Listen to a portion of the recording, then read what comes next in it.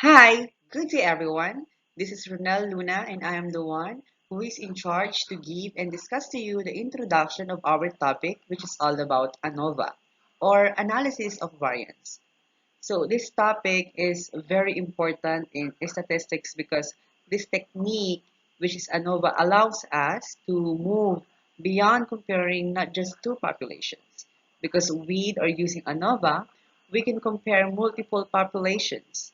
So in this introduction of ANOVA, we will not be doing any calculations or testing any hypothesis. And this in the discussion, I also include a solid conceptual foundation about ANOVA using illustrations and graphics. So without further ado, let's get ahead and get started. In this introduction of our topic, I will give my best to give the answers for these three questions about our topic. For you to understand clearly what is this technique and what is the purpose of this technique in statistics. So the first question here is who or who is the founder or who is this person who introduced this technique in statistics? Next is what or what is ANOVA and what are the terminologies used in this technique? And lastly is why or why ANOVA? Why do we need to use ANOVA in making the right decision? So that are the questions that I need to discuss the answer for you to be able to understand this lesson or topic. So to start this topic, let us know first who introduced this technique in statistics. So the one who introduced this is Mr. Ronald A. Fisher. So Sir Ronald Aylmer Fisher was a British statistician, geneticist, eugenicist, and professor. For his work in statistics, he has been described as a genius who almost single-handedly created the foundation for modern statistical science and the single most important figure in 20th century statistics. His nationality is Australian and British. Born in February 17, year of 1890, at East Finchley, London, United Kingdom, and died at July 29, 1962, at Adelaide, Australia. He received awards like such as Copley Medal and Royal Medal. So let's admire him. I love him, truly. So now let us proceed to the question, what is ANOVA or what is analysis of variance? So analysis of variance or ANOVA is an analysis tool used in statistics that splits and observe aggregate variability found inside a data set into two parts, the systematic factors and random factors. The systematic factors have a statistical influence on the given data set, while the random factors do not. So an ANOVA test is a way to find out if survey or experiment results are significant. In other words, ANOVA will help us to figure out if we need to reject the null hypothesis or accept the alternative hypothesis. It also helps us to determine the influence that independent variable have on the dependent variable in a regression study. It says here that this tool is used to split and observe aggregate variability found in a data set into two parts because in ANOVA, we have to partition the total sum of square into a portion, which are the due to treatment and due to error. And those factors are being observed in ANOVA test to determine the influence that independent variable have in our dependent variable. So now, what makes ANOVA different from t-test and z-test? T-test and z-test methods developed in the 20th century were used for statistical analysis until 1918 when Mr. Ronald Fisher created and introduced this technique called analysis of variance method. So ANOVA is also called um, Fisher analysis of variance, and it is the extension of the t-test and z-test. But t-test is a type of inferential statistics used to determine if there is a significant difference between the means of two groups which may be related in a certain features. So basically, t-test allows us to compare the average values of two data sets and determine if they came from the same population. It is actually closely related to z-tests, but t-tests are best performed when an experiment has a small sample size, and t-tests assume that standard deviation is unknown, which is different from z-test because z-test is a statistical test to determine whether two population mean are different, assuming that standard deviation is known and the sample size is large. So these first two statistical tests are different from analysis of variance or ANOVA in a way that ANOVA is a method used to separate observed variance data into different components to use for additional tests. So in ANOVA, it separates observed variance called the between variance and within variance to undergo in a F statistics test. Now, F statistics test is found by dividing these two, the between variance and the within variance. And we will discuss that later on how F statistics is being done in ANOVA. So in addition to the comparison of ANOVA from t-test and z-test, is that ANOVA is used to determine whether three or more populations are statistically different from each other. Unlike in t-test, that determines whether two populations are statistically different from each other. So basically, ANOVA will help us to move beyond comparing not just two populations, but more than two. So let us proceed to the terminologies related to ANOVA test that you need to know. So the first term used in analysis of variance is the hypothesis. So when it comes to ANOVA test, null hypothesis will be that all population means are equal. So we have here the null hypothesis is equal to mu sub 1, is equal to mu sub 2, is equal to up to mu sub k, which is another way of expressing that these three means came from the same overall population. Remember, we are not asking here if they are exactly equal.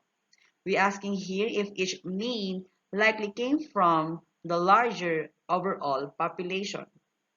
And when it comes to alternative hypothesis, at least one mean is different from the others.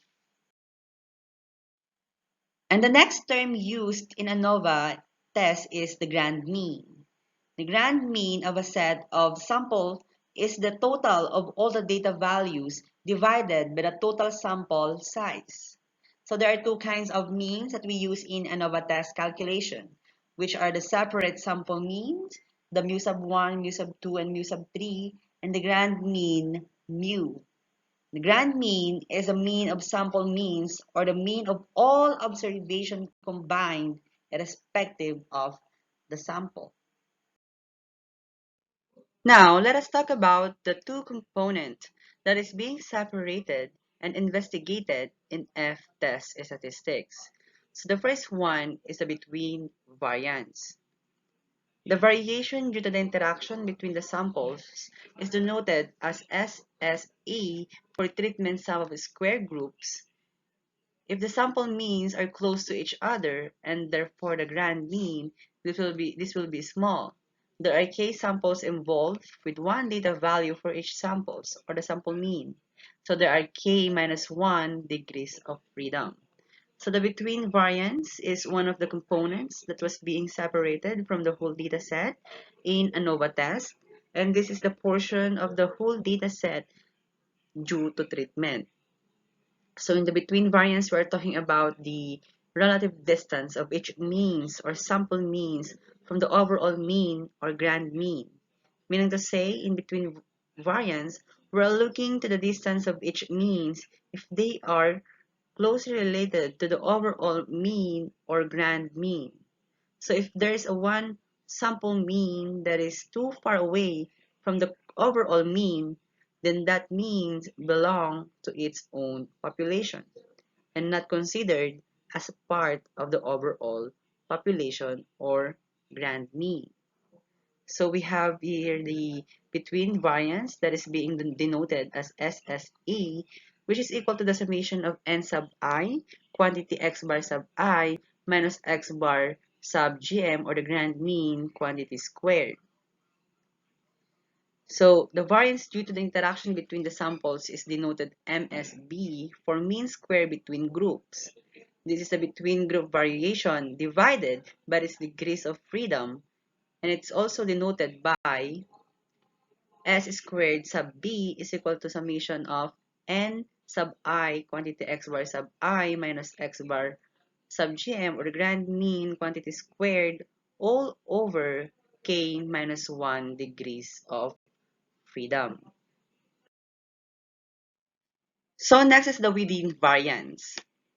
The variation due to differences within each individual samples, denoted as SSE for the sum of squares due to error. Each sample is considered independently. No interaction between samples is involved. The degrees of freedom is equal to the sum of the individual degrees of freedom for each sample. Since each sample has degrees of freedom equal to 1 less than their sample sizes, and there are k samples, the total degrees of freedom is k less than the total sample size. So we have the degrees of freedom is equal to n minus k. So the within variances or within variance, or also called as the sum of square due to error, is one of the components from the whole data set and investigated in ANOVA test. And this is the portion, again, due to error. So in the within variance, what we are referring here is the variation caused by the differences within each individual groups. In other words, not all the values within each group or each mean are the same. Meaning to say, the variance is within each group. Each sample mean is looked at on its own variance. So no interaction between each samples means are considered. So the within variance is also denoted as SSE, or sum of square due to error, is equal to summation of quantity n sub I minus 1 quantity s squared sub I. The variance due to the differences within individual samples is denoted MSW for the mean square within groups. This is the within group variation divided by its degrees of freedom, and it's also denoted by S squared sub W is equal to the summation of quantity n sub I minus 1 quantity S squared sub I, all over to n minus k degrees of freedom. So now, after knowing the two components that is being separated for the whole data set and their formulas that we can use to calculate their own variances, now we will proceed to the F ratio, or the F statistics test, to get their ratio. So now F ratio is the ratio of these two variances. Then the F-test statistics is found by dividing the between group variance by the within group variance. The degrees of freedom for the numerator are the degrees of freedom for the between group, or the k minus 1, where k is the number of samples, and the degrees of freedom for the denominator are the degrees of freedom for the within group, or the n minus k degrees of freedom, where n is the total sample size. So F ratio is equal to S squared sub B all over S squared sub W, or the between variance is divided to as between or within variance to get the ratio of these two variance. So here's a summary table which makes things really nice for the between variance and within variance. So for the first column, we have the two variance, the between variance and the within. And for the second column is their sum of square. For the between variance, we have the SSA, or the sum of square due to treatment. And we have this SSE for the within variance, or the sum of square due to error. And if we combine them, the SSA and SSE, we have the total components of variance. So in the third column, we have the degrees of freedom for each variance. For the between variance, we have the K minus 1, where K is the number of samples. And for the within variance, we have the N minus K degrees of freedom, where N is the total sample size. And in the total, we have the N minus 1 for the total components of variance. And now here in the fourth column, we have their mean square for each variance. So here in the fourth column, or in their mean square, we have to divide their sum of square to their respective degrees of freedom.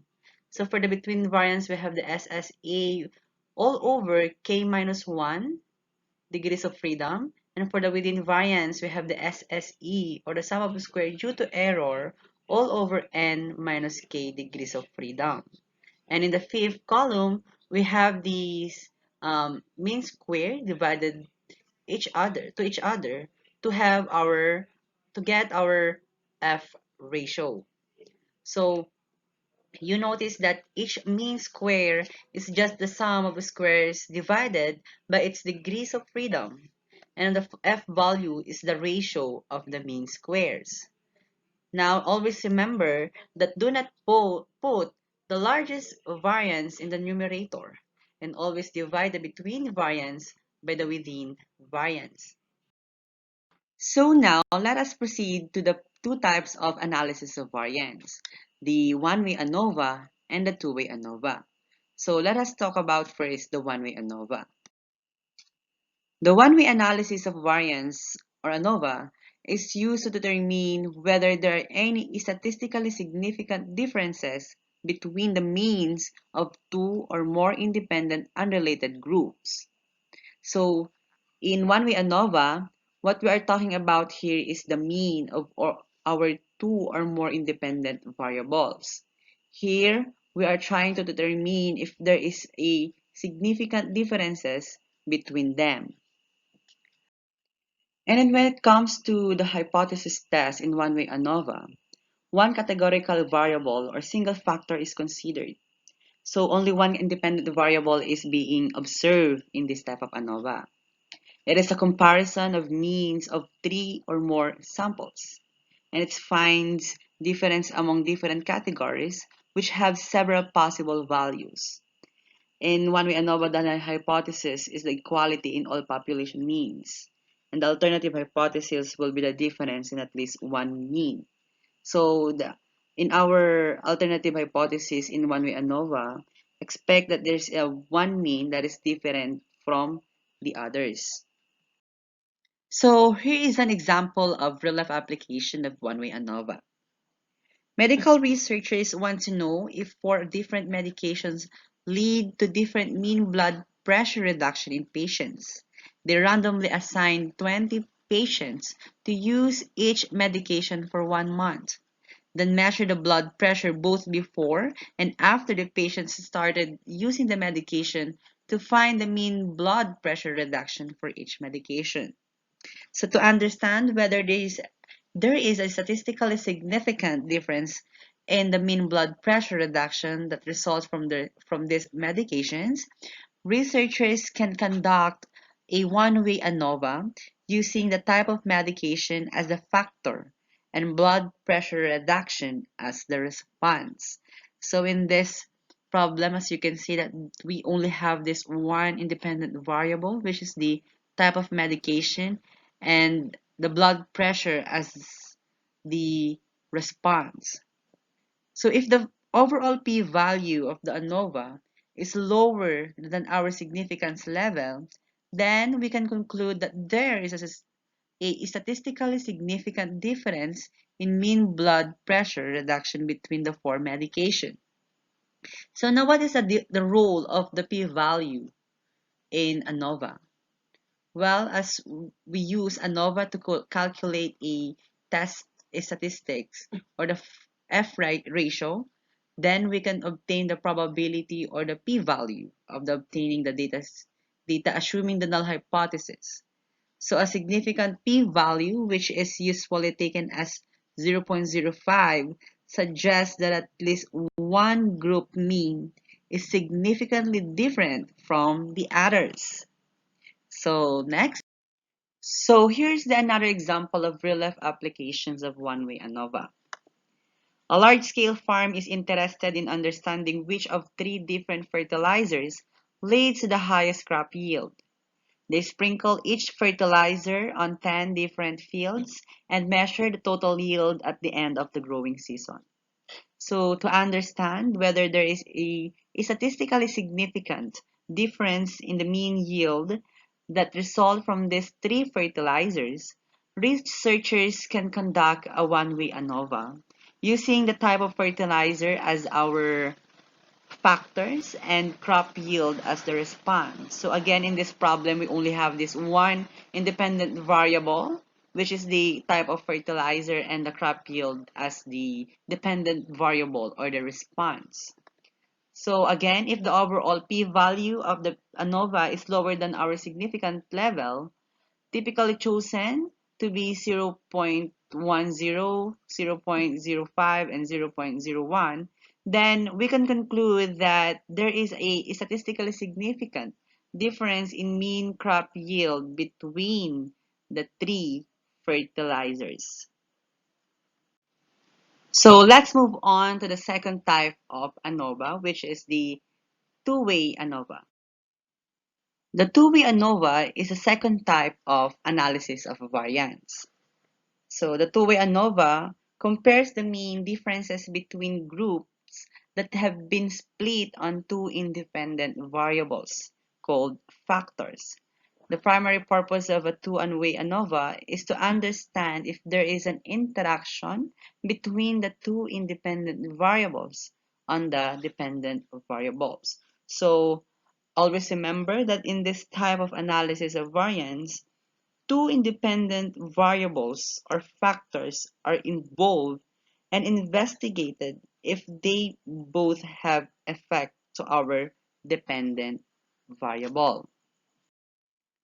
And in this type of ANOVA, the hypothesis test wherein the classification of data is based on two factors, as what I've said earlier, and used to compare several levels or condition of the independent variables involving multiple observation of each level.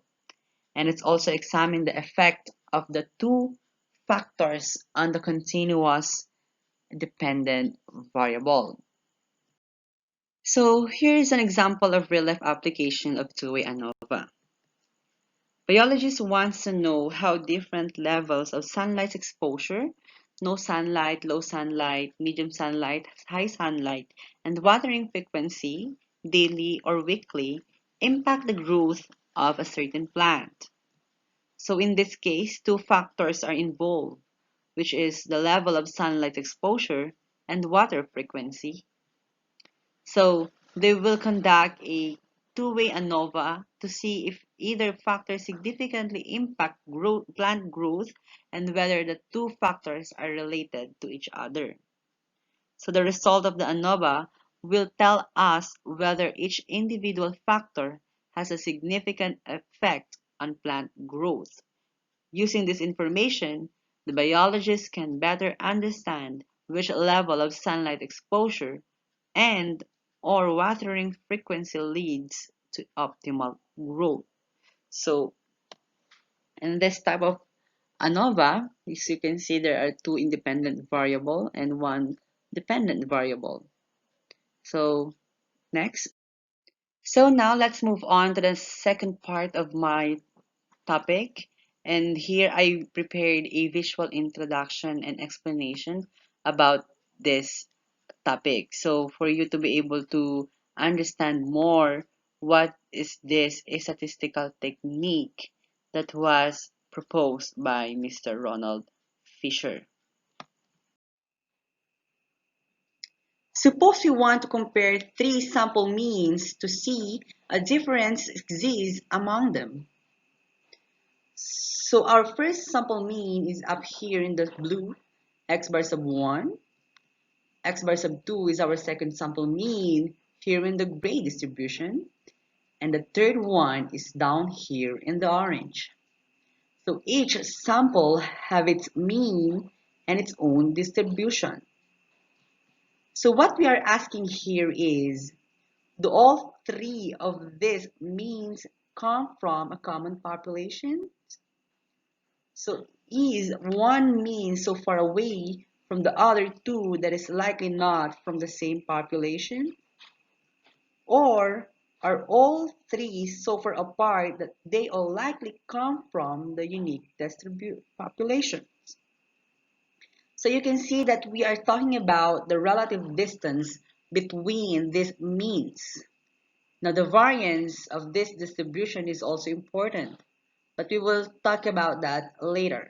But right now, let's focus on relative distance between these means and whether or not we can conclude that they came from the same overall population. So here is our first mean x bar sub 1 with its distribution, x bar sub 2 with its distribution, and then x bar sub 3 with its distribution. Now let's say we take all the data points in all three of those samples and put all those data points in a common, larger distribution. So we put that behind this tree. Now we're asking ourselves is, where is each mean relative to the overall data set sorted in the background? You can see x bar sub 1 falls pretty much right down the middle. X bar sub 2, that mean is a bit to the right. So you can see the blue arrow denote how far it is away from the mean of a larger combined population. What about x bar sub 3? Well, it's a bit to the left. So you can see the blue arrow denoting how far it is away from the mean of the overall combined population. Now look at this example. So x bar sub 1 is where it was. It is right down in the middle. X bar sub 2 is a bit to the right. But now look where x bar sub 3 is, or our third sample mean. It is way over to the left. So we might conclude that this mean, the third one in the orange, is too far away from the others. It is too far away from the mean of the larger group to be considered as a part of that larger population. So x bar sub 2 is about this distance, as you can see, the blue arrow. But x bar sub 3 is way over to the left. So it is one that doesn't belong in the same population as the other two. Now look at this case. Here we have x bar sub 1 that is pretty much down in the middle again. But now x bar sub 2, the second sample mean, is way over to the right. So you can see that distance is pretty far away. Look at x bar sub 3. It's way over to the left. So in this case, means are in very different locations relative to the overall mean. So we might conclude that each one of these sample means belongs to its own population. Only x bar sub 1 belong to this distribution in the background. So the null hypothesis in this type of problem in ANOVA is whether or not this three sample means comes from the same population. Now remember, the mean or the sample mean is the point estimator of the population mean. So our null hypothesis is that mu sub 1 is equal to mu sub 2 is equal to mu sub 3, which is another way of expressing that these three means come from or came from the same overall population. Now remember, like what I've said in the definition of this idea, we are not asking if they are exactly equal.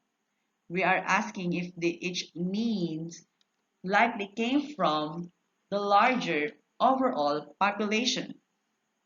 So I think you already know what is this very specific and important idea in ANOVA. Yes, this idea is the idea for the variability among or between the sample means, or simply the between variance. So each sample means is a certain distance from the mean of the overall population in the background. And we know that this is an expression of variance. So this variability between the sample mean is something I want you to keep in mind as we proceed. This is between variance. Now let's try to stretch each distribution out.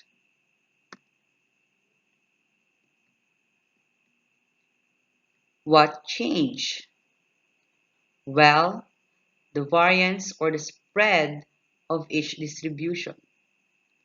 So we call this the variability around or within the distributions.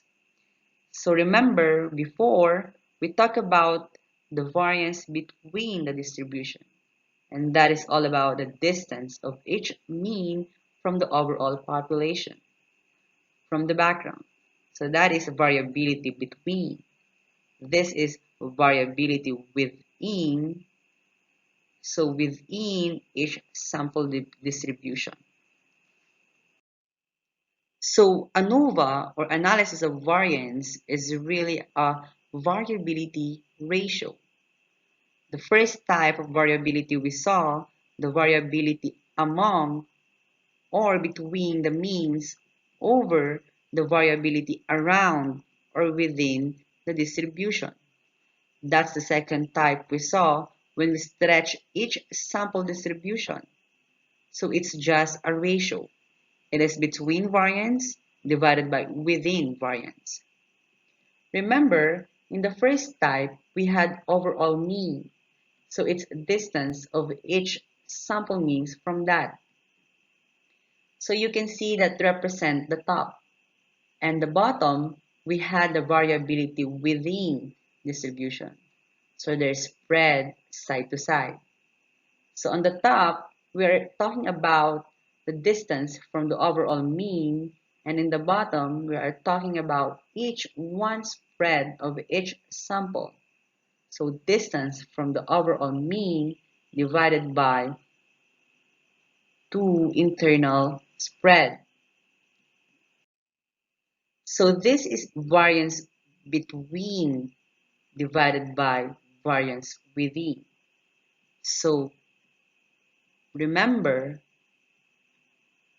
this is a ratio of variances so that the F distribution will come into play here in a bit. So variance between or mean square between variance divided by variance within or mean square within variance. Now, if we put those together, those are the components of the total variance. So for ANOVA, we have the total variance is split into two parts. We have the variance between the means and then the variance within each means distribution. So if we put those together, and we will have the total variance for the entire data set. So this is called partitioning. We're separating the total variance into its component parts.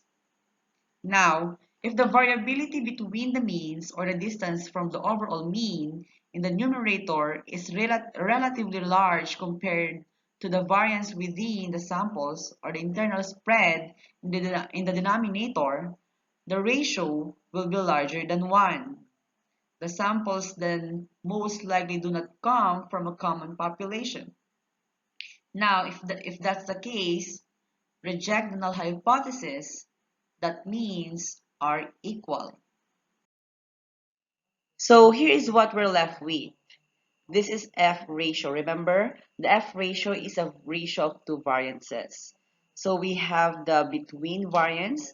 So again, it talks about the distance of each mean from the overall mean or the combined population in the background is compared to the variance within each sample distribution. Now sometimes this is called the among variance and the around variance. So this is the partitioning. So the variance between, they're in the blue arrows, and the variance within, they're in the orange arrows, adds up to the total variance. Now you will also see a term called the error or the error variance, where the error variance is another name for the within variance. They're in the orange, or the around variance. So remember that we are looking at the variance between the mean is compared to the variance within each sample. So it's all about the variance. That's why it's called the analysis of variance. Variance between is compared to variance within. So we're looking at the ratio of two variances.